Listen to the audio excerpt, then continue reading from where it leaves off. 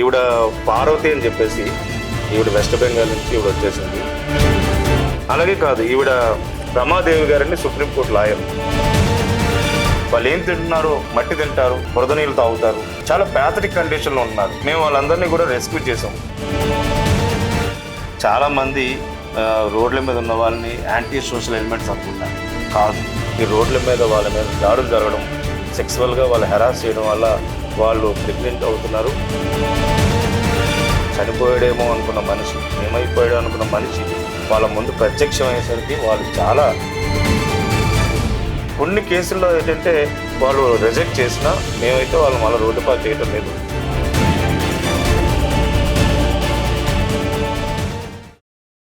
BBC on TV ప్రేక్షకులకు నమస్కారం.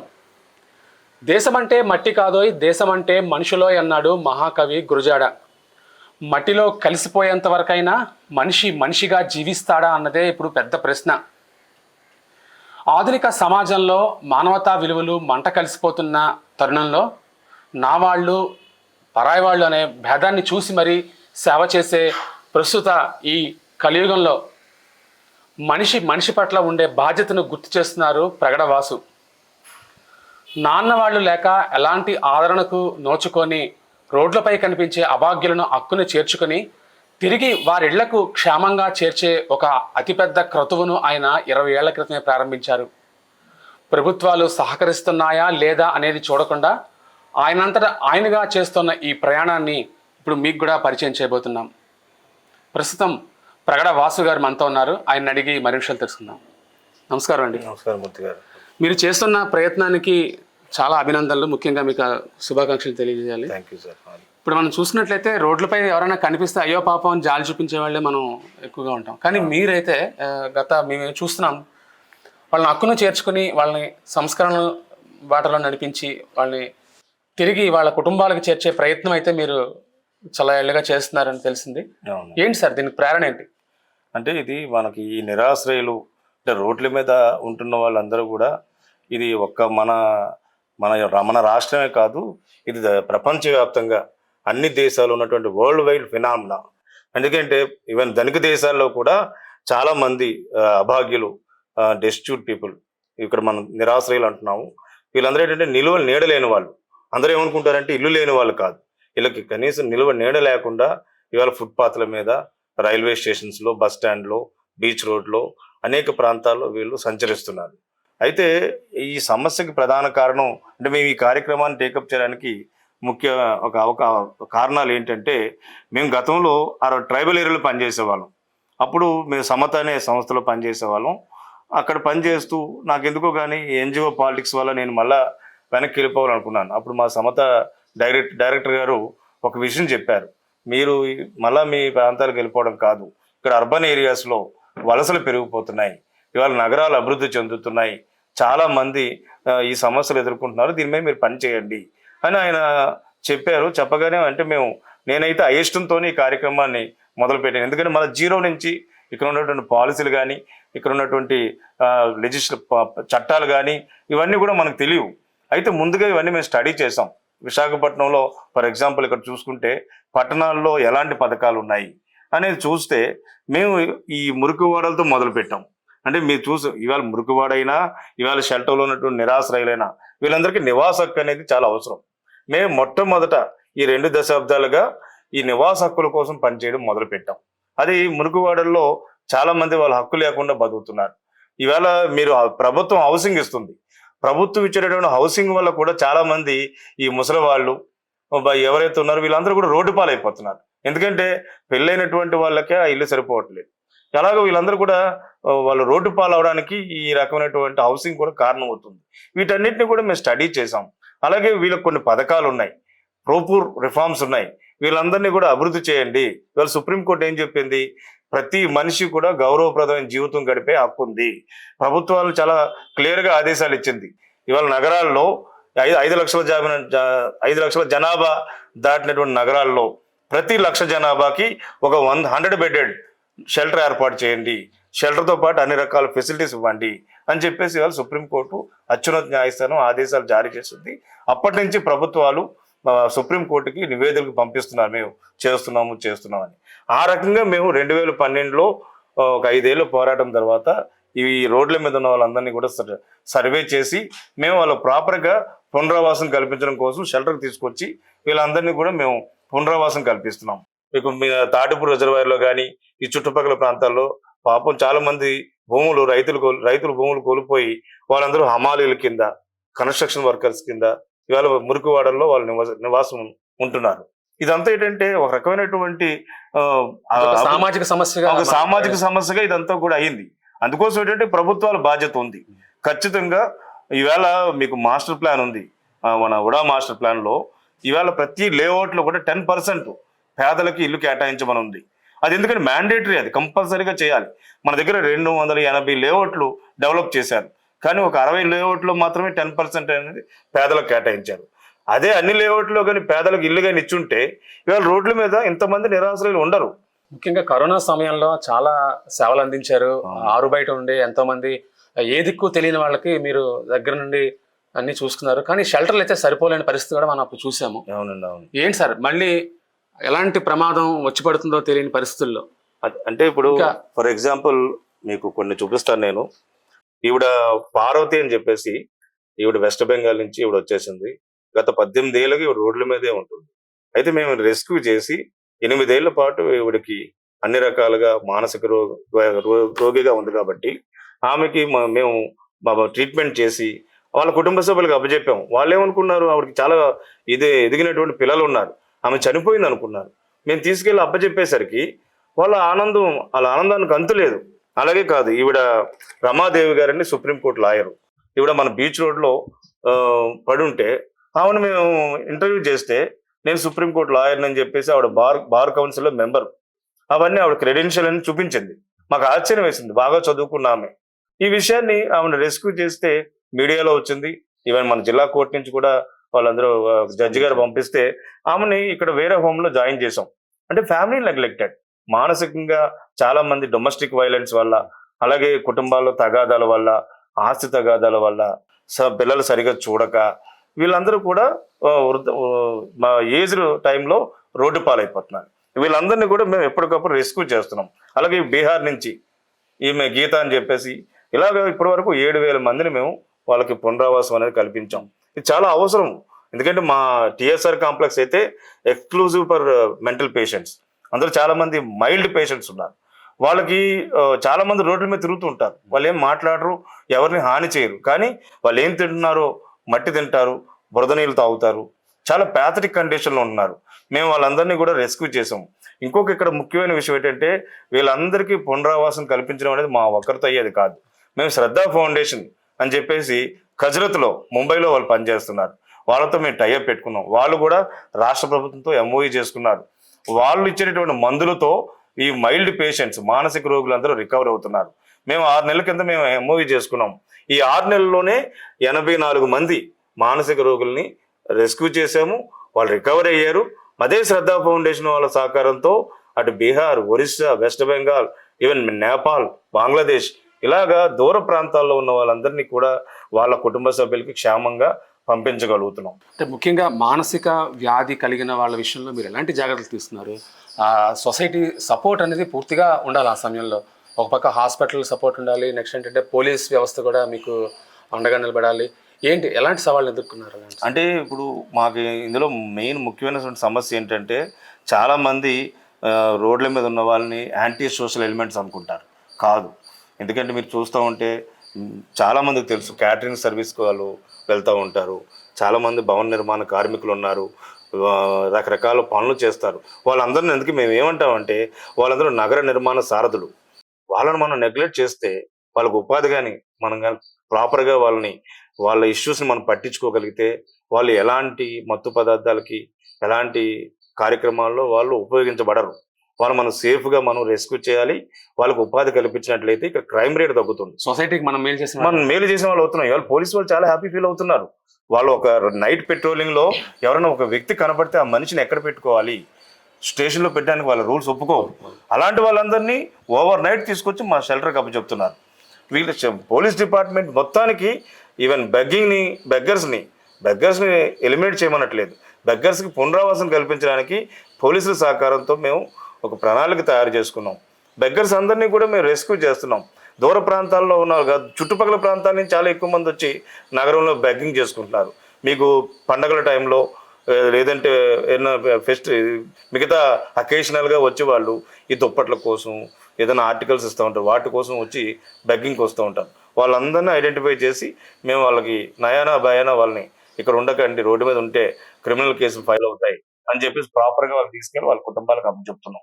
ఇది ఒక సామాజిక బాధ్యత. అదే చెప్తున్నాను, అటు పోలీస్ డిపార్ట్మెంట్తో కలిసి పనిచేస్తున్నాము, ఇటు మున్సిపల్ కార్పొరేషన్తో కలిసి పనిచేస్తున్నాము. పబ్లిక్ కూడా ఇన్నాళ్ళు ఎవరన్నా ఒక వ్యక్తి కనబడితే పట్టించుకునేవారు కాదు. ఒక మానసిక రోగి రోడ్డు మీద తిరుగుతున్నాడు, ఒంటి మీద బట్టలు లేవు, దయచేసి మీరు రండి రెస్క్యూ చేయండి అని ఆ రెస్క్యూలో మమ్మల్ని పిలుస్తున్నారు. మాతో పాటు వాళ్ళు పాల్గొంటున్నారు. అలాగే మెంటల్ హాస్పిటల్లో కూడా ఇన్నాళ్ళు ఒకప్పుడు ఖచ్చితంగా రిసెప్షన్ ఆర్డర్ ఉండాలనేవారు. ఇప్పుడు చట్టం మారింది. వితౌట్ రిసెప్షన్ ఆర్డర్ మేము పోలీసుల సహకారంతో కానీ లేదా నేరుగా కానీ మేము మా తాలూకా పూచికత్తు ఉత్తరంతో లెటర్ తోటి వాళ్ళు తీసుకెళ్ళి జాయిన్ చేయగలుగుతున్నాం. రికవర్ అయిన వెంటనే మా బాధ్యతగా తీసుకొచ్చి మా హోమ్లో పెట్టుకొని ఫర్దర్ వాళ్ళని కుటుంబ సభ్యులకు అప్పచెప్తున్నాం. ఇది ఒక యుద్ధ ప్రాతిపదికన జరుగుతున్నటువంటి కార్యక్రమం. ముఖ్యంగా మహిళల విషయంలో వాళ్ళ విషయంలో ఎలాంటి జాగ్రత్తలు అవసరం? అంటే వాళ్ళు ఆరు బయట ఉంటే రకరకాల సోషల్ ప్రాబ్లమ్స్ని వాళ్ళు ఫేస్ చేయాల్సిన పరిస్థితి వస్తుంది.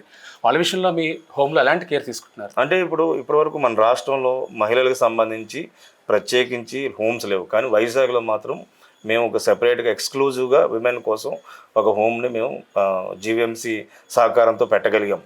ఆ హోమ్ వల్ల ఇప్పటివరకు 686 మంది మహిళల్ని మేము కాపాడగలిగాం. వాళ్ళందరినీ కూడా ప్రాపర్గా వాళ్ళ మానసిక రోగులు కావచ్చు, ఒంటరి మహిళలు కావచ్చు, క్రానిక్ డిసీజెస్ ఉన్న వాళ్ళు కావచ్చు, వాళ్ళందరినీ కూడా వాళ్ళ సమస్యల్ని అడ్రస్ చేస్తూ వాళ్ళందరినీ కూడా ప్రాపర్గా వాళ్ళ కుటుంబ సభ్యులకి అప్పచెప్తున్నాం.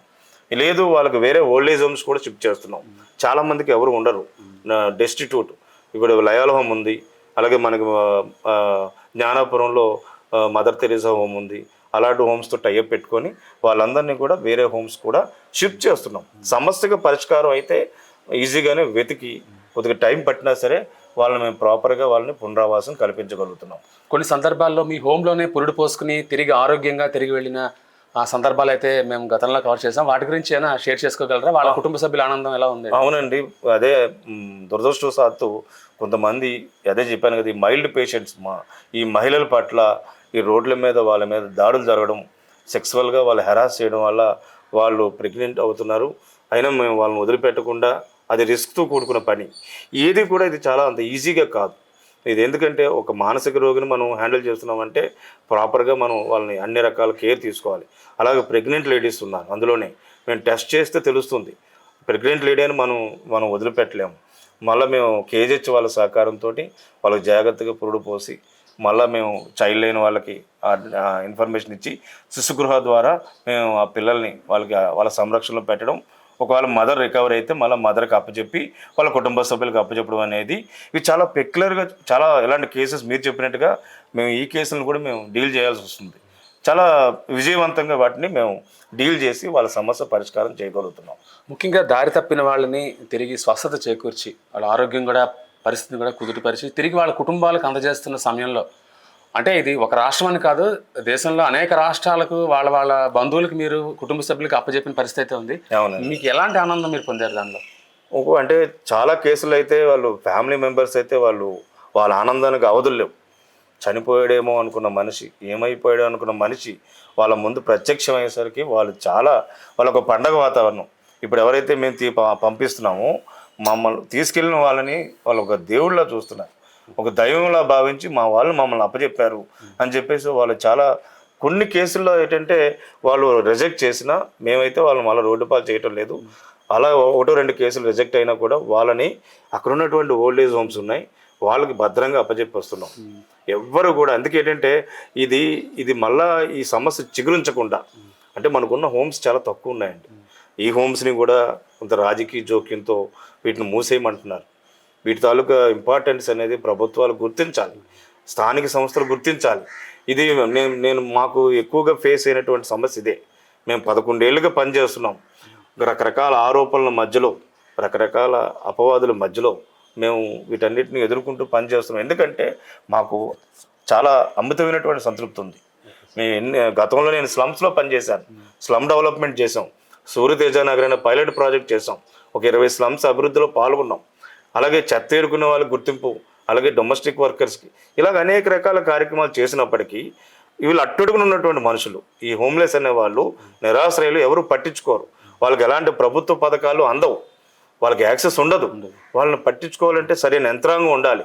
లక్కీగా ఏంటంటే జీవీఎంసీ అప్పుడు మొదట్లో ఇంత పెద్ద హోమ్స్ మావి 2 కూడా చాలా పెద్దవి, అందుకోసం పెద్ద షెల్టర్లు కాబట్టి అందరి దృష్టి వీటి మీద పడుతుంది. ఇవి మాకు కావాలి, మాకు ఇచ్చేయండి అన్నట్టుగా. ఇదేం వైట్ కలర్ జాబ్ కాదు, ఇది చాలా బాధ్యతగా చేయాలి. 24/7 ఆదివారం ఉండదు, పండగ ఉండదు. స్టాఫ్ అందరూ చాలా కమిట్మెంట్తో ఉన్న వాళ్ళు కావాలి. ఒక 10,000 రూపాయల హానరోరంతో పనిచేయడం కష్టం. మాకు రకరకాల సమస్యలు ఉన్నప్పటికీ కూడా వీళ్ళని చాలా జాగ్రత్తగా తీసుకొచ్చిన దగ్గర నుంచి అప్పగించే వరకు, ఆ మనిషి సమస్య పరిష్కారం చేసే వరకు చాలా ఓపికతో ఉండాలి. దీన్ని ముందు ఇంకా ఎలా తీసుకెళ్లాలని ఆలోచన ఉన్నారు? ప్లానింగ్ ఏంటి? మేము అంటే 2012లో ఈ వీటన్నిటి కోసం, మురికివాళ్ళ అభివృద్ధి కావచ్చు, నిరాశ్రయులు కావచ్చు, నివాస హక్కు కోసం మేము చేసినటువంటి పోరాటంలో గతంలో మేము అరెస్ట్ అయ్యాము. మొన్ననే మాకు కేసులు కూడా కొట్టేసింది కోర్టు. అంటే ఒక రకమైనటువంటి న్యాయ పోరాటం చేయాల్సి వచ్చింది. అది తర్వాత ఇది కాంగ్రెస్ గవర్నమెంట్ హయాంలో అరెస్ట్ అయ్యాము. ఆ తర్వాత మొన్ననే మొన్న 13వ తారీఖుని 2025 13 అంటే 13 ఏళ్ల పోరాటం తర్వాత మాకు కేసుల నుంచి విముక్తి దొరికింది. ఇప్పటి వరకు కేసుల్లోనే ఉన్నాం. అయితే మేము జీవీఎంసీలో 16 సంవత్సరాలు పెట్టి జీవీఎంసీతో కలిసి పనిచేస్తాం. సర్వీస్ చేస్తున్నా సరే ఇవన్నీ అపవాదులే. అన్నీ ఇలాగా దాడి చేసామంటారు, కౌన్సిల్ మీద దాడి చేసామంటారు. మేము రిప్రజెంటేషన్ ఇవ్వడానికి వెళ్తున్నాం. ప్రజలకు కూడా ఏం నేర్పామంటే కాలనీ అసోసియేషన్ ద్వారా రిప్రజెంటేషన్లో కూడా నేర్పాం. ప్రభుత్వానికి వ్యతిరేకంగా పని చేయమని నేర్పలేదు, అంతా కూడా అడ్వకసీ అనేది నేర్పాం. ఏ శర్మ గారు లాంటి పెద్దలు మాకు నేర్పింది ఏంటంటే గేటు బయట ఉండి పోరాటం చేయడం కాదు, గేట్ లోపలికి వెళ్ళి ప్రభుత్వంతో కలిసి పనిచేయండి, మున్సిపల్ కార్పొరేషన్తో కలిసి పనిచేయండి అని ఆయన నేర్పారు. సో అందువల్ల ఏంటంటే ఈ పాలసీలన్నింటినీ కూడా మేము అర్థం చేసుకొని, సుప్రీంకోర్టు ఆదేశాలను అర్థం చేసుకొని ప్రతి 1,00,000 జనాభాకి ఒక షెల్టర్ పెట్టండి, మహిళలకు ప్రత్యేకించి ఉండాలి, మానసిక రోగులకు ప్రత్యేకించి షెల్టర్ ఉండాలి, అలాగే వికలాంగులకు వేరే గ్రౌండ్ ఫ్లోర్లో ఉండాలి. ఇంకోటి ఈ షెల్టర్లన్నీ ఓల్డ్ బిల్డింగ్స్, కొద్దిగా ప్రమాదం ఉంది, వీటికి మంచి ఇన్ఫ్రాస్ట్రక్చర్. ఇప్పుడు మనకి మెప్మాకి 2.0 ఎన్యుఎల్ఎం 2.0 కింద 25 లక్షల రూపాయలు ఇస్తున్నారు, 2.5 కోట్లు ఇస్తున్నారు బిల్డింగ్ కట్టడానికి. ఆల్రెడీ ప్రపోజల్స్ ఇన్వైట్ చేశారు, ఇంకా జీవీఎంసీ నుంచి ప్రపోజల్స్ వెళ్ళలేదు. రైల్వే స్టేషన్కి, బస్ స్టాండ్కి, లేదంటే బీచ్ రోడ్లో కానీ ఇలాంటి ఎక్కడైతే హోమ్లెస్ పాపులేషన్ ఉన్నారో అలాంటి ముఖ్యమైన ప్రాంతాల్లో ఈ 2.5 కోట్లతో ఒక్కొక్క షెల్టర్ వాళ్ళు కట్టి ఇవ్వచ్చు. ఇక పర్మనెంట్ ఇన్ఫ్రాస్ట్రక్చర్ అనేది ప్రభుత్వాన్ని, జీవీఎంసీని క్రియేట్ చేసి ఇవ్వమంటున్నాం. ఎలాంటి రాజకీయ జోక్యం లేకుండా అనుభవం ఉన్న వాళ్ళు, ఎలిజిబిలిటీ ఉన్నటువంటి స్వచ్ఛంద సంస్థలకి ఇందులో ఈ పని సేవ చేయాలని తపన వాళ్ళని గుర్తించి వాళ్ళ తాలూకా ఇది చూసి, వాళ్ళ పెర్ఫార్మెన్స్ చూసి వాటిని అప్పచెప్పాలి. అలా అయితేనే లక్ష్యం నెరవేరుతుంది. ఎందుకంటే ఈ రోడ్ల మీద జనాభా అనేది రాను మన జనాభా పెరుగుతున్న కొలది సమస్యలు పెరుగుతున్నాయి. అర్బనైజేషన్లో వీళ్ళ సంఖ్య పెరిగిపోతుంది, వలసలు పెరిగిపోతున్నాయి. వీటిని ఎప్పటికప్పుడు పగడ్బందీగా అటు పోలీస్ వ్యవస్థతోటి, ఇటు మున్సిపల్ అధికారులతోటి, మిగతా అన్ని రంగాల్లో ఉన్నట్టు వాళ్ళందరితో కూడా, ఈవెన్ పబ్లిక్తో కూడా కలిసి పనిచేయాలి. అలా పనిచేసినప్పుడే మనం ఈ నగరాలని ఒక మోడల్గా, ఒక స్మార్ట్ సిటీలుగా మనం చేయడానికి వీలుంది. అయితే ఈ విషయంలో ప్రభుత్వాన్ని పూర్తిగా సహకరించమని మేము అనేక రకాలుగా మేము వేడుకుంటున్నాం. మా కళ నిజమవ్వాలి. ఓపెన్ డాక్యుమెంటే కాబట్టి తప్పనిసరిగా సహకరించమని మేము అడుగుతున్నాం, రిక్వెస్ట్ చేస్తూనే ఉన్నాం. ధన్యవాదాలండి. Thank you. మీ ప్రయత్నం సఫలం కావాలని మేము కోరుకుంటున్నాం. Thank you so much. ముఖ్యంగా మనం చూసినట్లయితే మనుషుల పట్ల బాధ్యత వహించే వ్యక్తులు మన మధ్య ఉంటారు, వాళ్ళే మహాత్ములు అని చెప్పడానికి నిదర్శనం ప్రగడ వాసు గారు. ఆయన నడుపుతున్న షెల్టర్ ఏదైతే ఉందో అది మరింత సమర్థవంతంగా నడవాలని, అలాగే సోషల్ ప్రాబ్లమ్స్ ఏవైతే ఉన్నాయో వాటికి ఫుల్ స్టాప్ పడినప్పుడే ఈ షెల్టర్ల తాలూకా అవసరం ఉండదని ఆయన నిక్కచ్చిగా చెప్తున్న పరిస్థితే మనం ఇక్కడ చూస్తున్నాం. నమస్కారం.